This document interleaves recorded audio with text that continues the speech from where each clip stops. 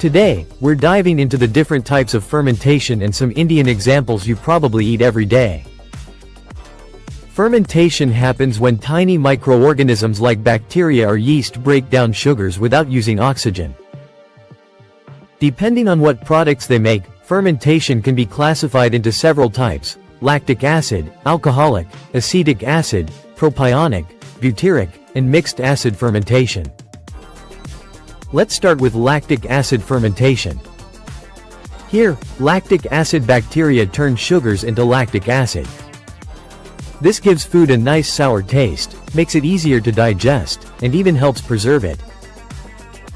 In India, this happens in curd or dahi, idli and dosa batters, dakla, kanji, and many pickles like gajar kanji.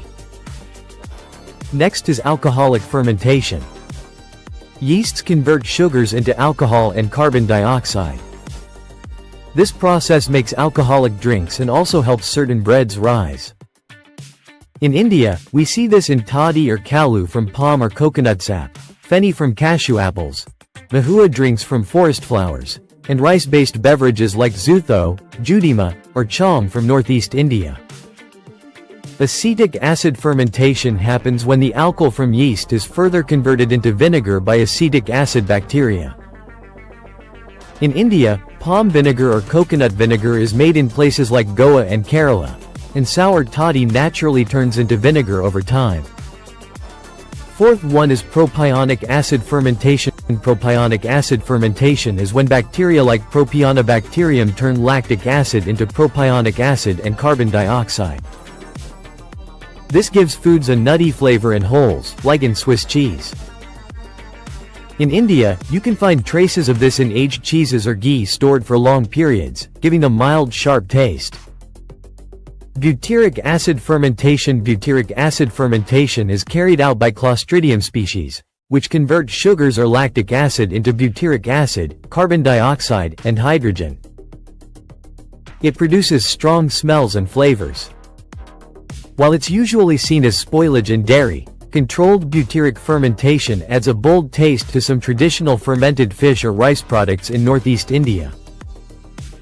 Last one is mixed acid fermentation. Mixed acid fermentation is when bacteria produce a mix of acids, lactic, acetic, succinic, along with alcohol and gases.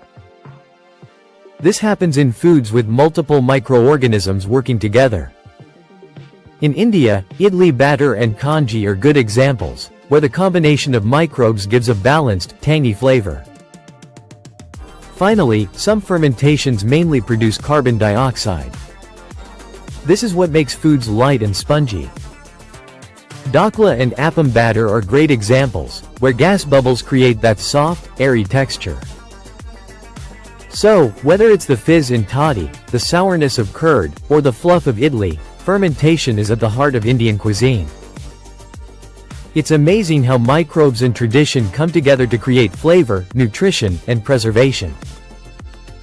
If you enjoyed this video and want to learn more about the science behind your favorite foods, don't forget to like, share, and subscribe to Food Science Made Simple. Hit the bell icon so you never miss a video.